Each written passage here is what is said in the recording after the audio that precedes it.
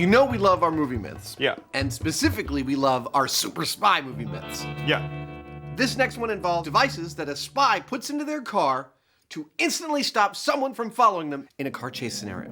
Ah, like a smokescreen. Exactly. And I'm thinking we test all the classics. Smokescreen, I'm thinking releasing a bunch of tacks, and oil slick. Fast cars, dangerous gadgets. I'm up for it. I thought you would be. The concept is almost as old as the automobile itself, arming a car with the right kind of gadgets to ensure a slick getaway. Turn on the oil. The boys are revved up to test 3 of the all-time classics in a series of equally classic car chases. This is Adam. Can someone get me a car? This is Jamie. Make it sporty.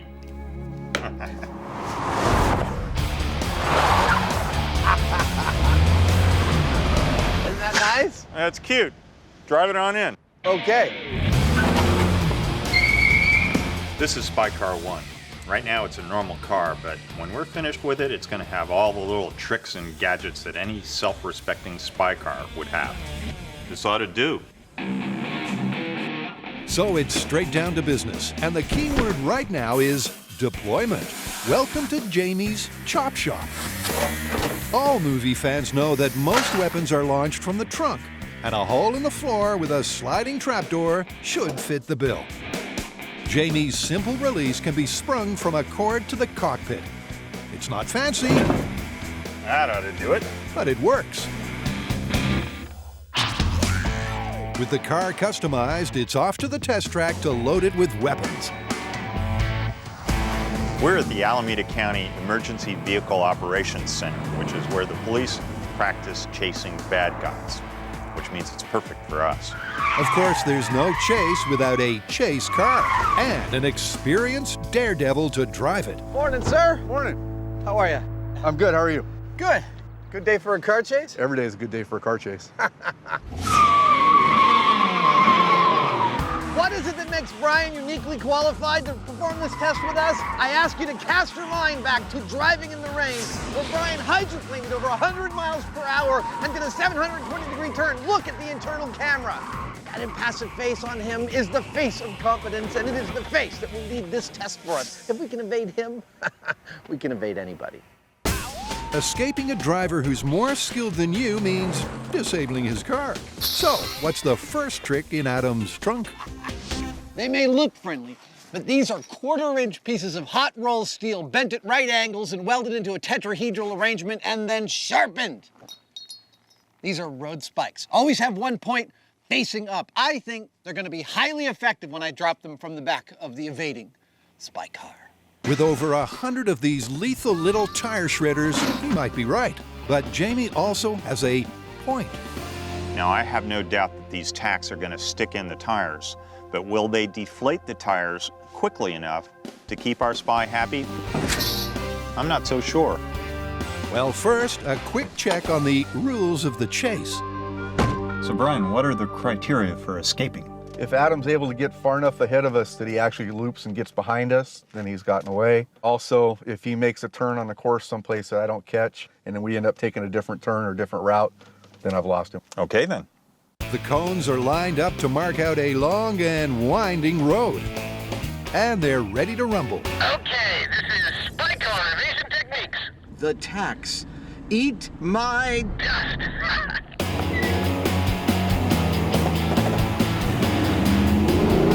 Make no mistake, both drivers are hell-bent on surviving the chase.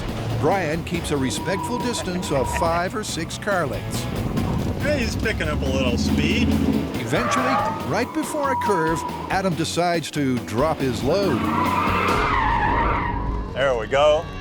Despite his considerable skill, Brian's going too fast to avoid all the tacks. They stuck in. I can hear them. But at least for the moment, the chase car shows no signs of losing momentum. We must have had about a half a dozen at least in there, and we're holding on just fine. I wouldn't take corners too fast in it, but okay, we got you. Bang, bang, bang, bang, bang. So what happens? Oh, I got you. Well, you did, but then you didn't. The tacks went into the tires, but we were on your tail for several minutes afterwards. It didn't slow us down. I thought that as soon as you hit the tacks, you'd be skidding off the road immediately. I've got flat tires, but you still didn't get away. No, I didn't get away. Yeah. Shoot, I wouldn't have called that. The tacks eventually worked, but they took their sweet time. And I'll say one thing else. While I'm fagging it out on this course, hell-bent for leather, it's really disconcerting to look into my rearview mirror and see Brian, like, impassively driving after me. Like it's like a lion playing with his food. Jamie thinks he knows why the spikes kind of worked and kind of didn't. Problem with tacks is that they plug the hole that they create and they don't let the air out quick enough. Now, eventually, sure, your tire is going to deflate, but as far as a pursuit goes, you could hang on for quite a while. As a quick escape option, the tacks didn't cut it. So it's on to phase 2 of the myth, blinding the pursuer in a cloud of smoke. Today, the role of smoke in our little spy car episode is going to be played by a military smoke grenade. Now, we were offered the chance to use a minimum smoke grenade, but we said, hell no! Give us maximum smoke, military style. What does that look like? I don't know. Let's check it out.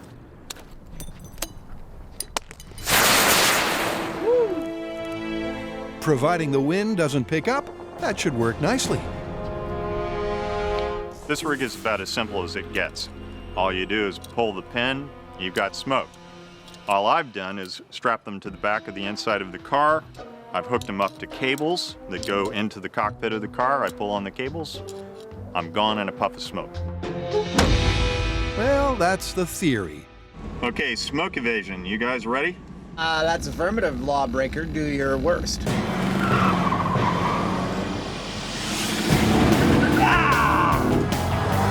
Right from the get-go, Jamie sets a cracking pace through the traffic cones. Brian has no idea when to expect the smoke, but he doesn't have long to wait. For the first few seconds, the deployment looks picture perfect. It's right about now that it all goes horribly wrong as Jamie's convertible starts filling with smoke. He misses the wall by a whisker, and the chase is called off before Jamie swallows more than his pride. I think he has to get out. Yeah, I think so too. You okay? Can we get some water over here for Jamie right away?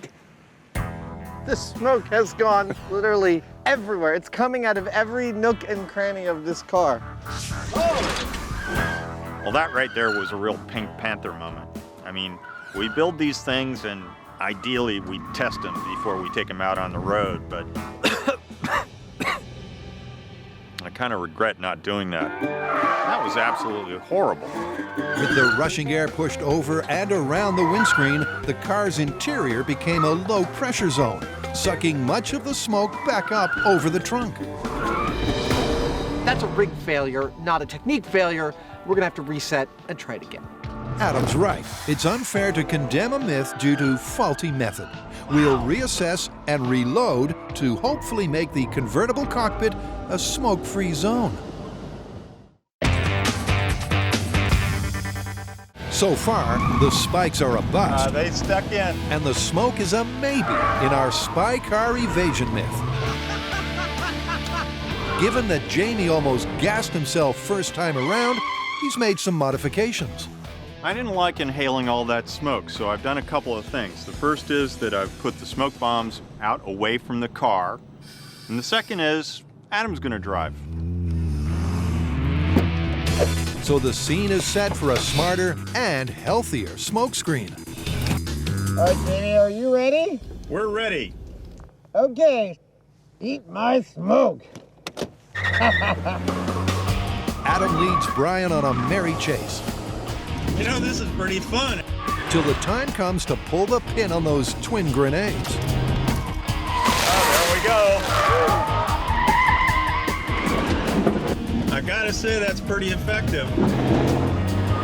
The smoke comes thick and fast as the chase car slows to a crawl. Oh. And Adam actually starts to catch up.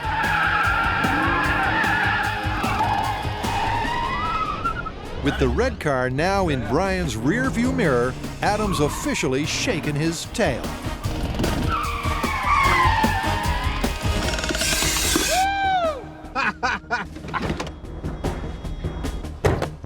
I think that's a win. Good job. That was awesome. At one point, I looked over and Jamie and Brian were like all the way across the course. At that point, I figured I had it. With one crucial adjustment, the smokescreen worked big time. Now to move on to a test that should push Brian's skills to the limit. Well, we know this is good for the taste buds and bad for the waistline. The question is it good for the escapee and bad for the pursuer? I think it will be. As Adam implied, we are doing our best to save the planet. The lubricant of choice is vegetable oil. The setup is simple. 2 bottomed-out buckets are lined with clear plastic. With a tug of the cord, the bags should each spill 5 gallons of oil on the tarmac. Okay, guys, I'm all oiled up and ready to go. Are you ready? We're ready, yes. This should be slick.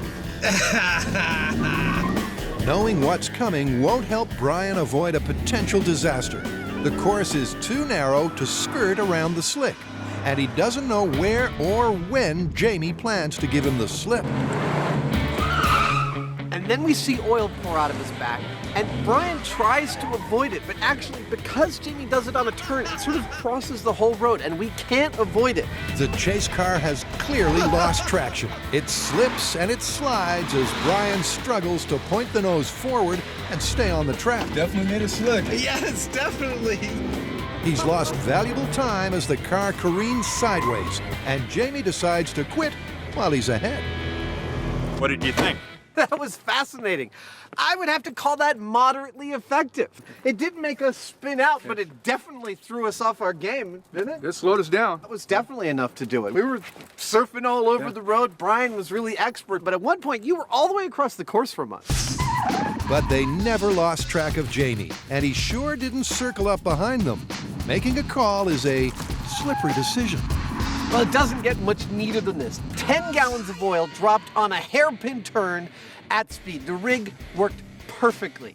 Unfortunately, it didn't cause us to totally spin out and lose control of our car. Jamie did get far ahead, but Brian was able to stay on the road. So where does that leave us overall? Well, let's tally them up. Tax, Busted. smokescreen, Confirmed. oil slick. Somewhere in the middle. I agree, somewhere in the middle. All right, let's get out of here, and slowly, please. Sure thing. That's 3 classic evasion techniques done and dusted. Hey, But they're having way too much fun to stop here.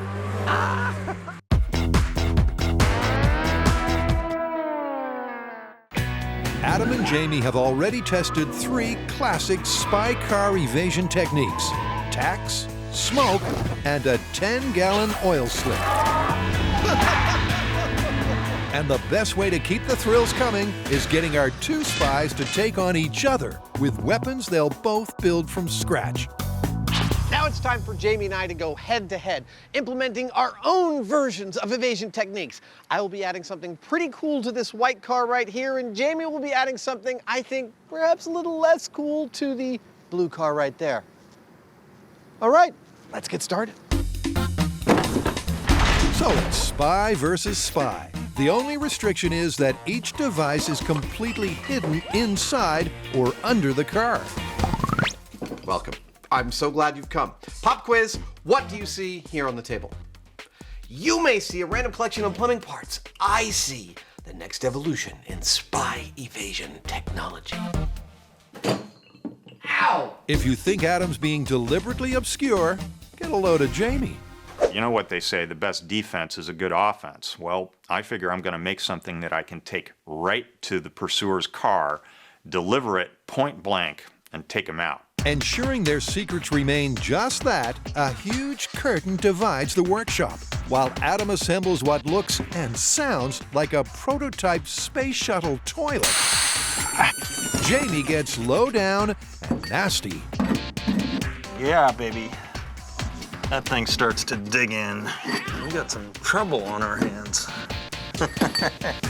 It's clear from the outset this mystery rig will be heavy duty, as gear teeth are cut into chromoly steel with a plasma torch. Whatever he's building, it's a safe bet this would get you suspended from metal shop. That ought to do it. After hours of diligent, diabolical labor, Jamie's finally up for some show and tell. I've made this relatively simple looking little thing out of chromoly steel, and it's flat enough to mount underneath my car, out of sight and out of mind. But it's going to be mounted in a gun, and I'm going to drive up to the pursuer's car, fire this from under my car right over the ground to under their car, at which point it changes and it goes like that. If it works on the day, that's a bona fide car crippler. Yeah. Adam, meantime, has taken his show on the road. In a radical twist, it looks like he's trying to slow himself down. That's promising right there. The idea is to shut down the chase car with a parachute blindfold, launched from that strange plumbing project. He'll cut the rig loose when it's caught enough air, the main chute deployed by a much smaller one called a drogue. I'm gonna try throwing this out as I drive and see if that launches this parachute for me. Adam takes off, and short of cutting loose the big chute, the test seems to work.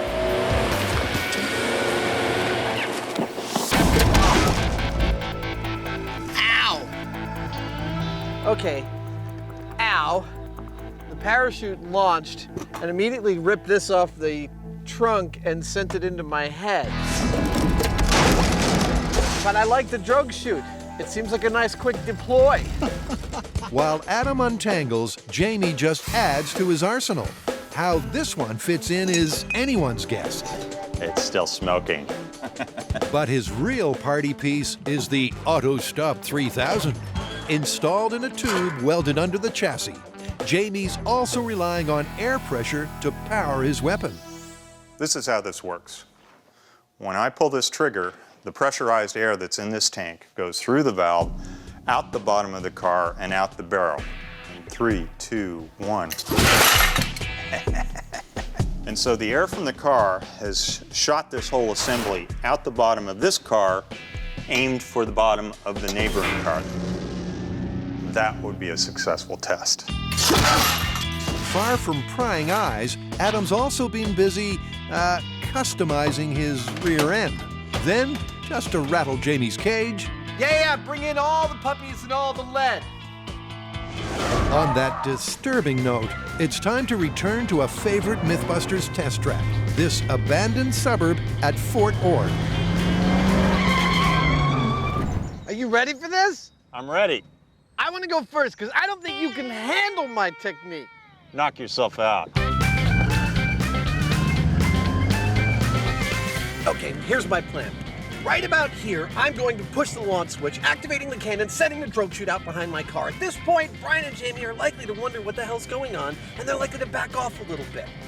It'll take the drogue chute a little while to fully inflate the parachute, right about here, in fact. At that point, Brian and Jamie are likely to be wondering what the hell I'm doing slowing myself down with a parachute. And this is where I activate the final part of my plan, which is to cut the cord that holds the parachute to my car. They will either A, get entangled in the parachute, or B, figure that because the parachute stopped, I've stopped, and they will stop. Meanwhile, I will have pulled into my secret hiding place out of sight of the road, sending them down the wrong road looking for me in the wrong place. I think it's a pretty sound plan. I think it'll work. Let's remember that Jamie hasn't a clue that the plan is to blind him with billows of nylon. Nothing to see here, folks. Are you guys ready? We're all set. Okay, eat my dust. Adam takes off like a shell from a shotgun. Once again, Brian steering the chase car. These streets have never seen speeds like these. You're not gonna catch me. I got a secret weapon right here on the dash. And the chute is let loose right on the mark. There it goes, it's deployed. Parachute's out. Oh, and it's away. cigar. I hope that wasn't all he had. Well, it was all he had. The parachute worked, but not well enough. Ah, they caught me! Adam's been totally tailed to his secret lair. Well, shoot! Well, your device deployed fine. It deployed beautifully. I was hoping it would either make you stay too far back or you'd get entangled in it. If it had caught us just right, it might have worked, but it didn't. Adam admits that it could have gone better. It might work under certain circumstances, but to be a viable spy car evasion technique, it really has to work every time. So I think we've got to relegate the parachute to the dustbin of failed ideas. Now it's all up to Jamie to press his advantage and take out this head-to-head challenge. And if his plan comes off, Adam's in for the ride of his life.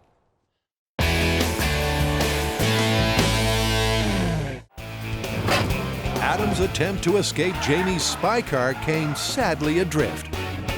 Parachute's out! Oh, and it's away! Things might have gone better with a backup device, and Jamie will not make the same mistake. First up are my tailgater terminators, which are going to deploy out of the back of my car like so. Notice that I've placed them in a narrow area that the chase car pretty much has to go through, and that means that they have to drive over these things. Frankly, if they do, I think they're done. But if they're still moving, I go to plan B, which is the side shooter. Now this puppy will be shooting out from underneath my car to underneath their car where it opens up, and also will prohibit them from moving forward. Not to mention the fact that I have a smoke bomb that is going to be set off at the same time just for, well, fun. Probably just as well Adam doesn't know what's about to hit him. Hey guys, Yeah? see if you can keep up, okay? Ha, roger that. Secret agent codenamed Walrus. Go!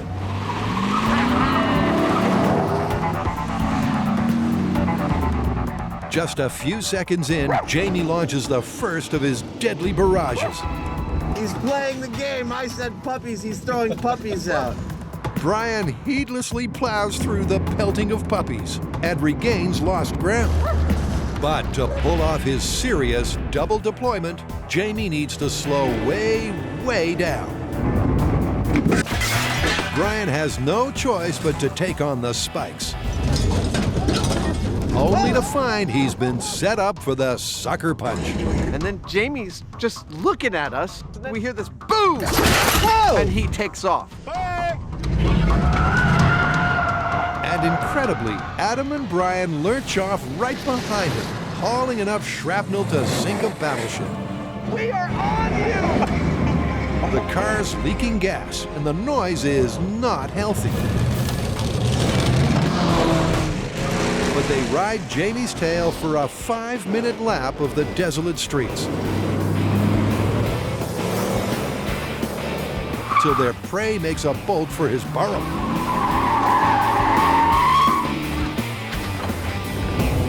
We found him!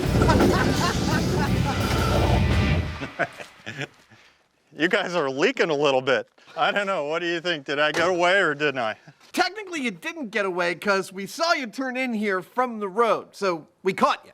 If you'd have went any farther, we wouldn't have, 'cause this thing wasn't running much longer.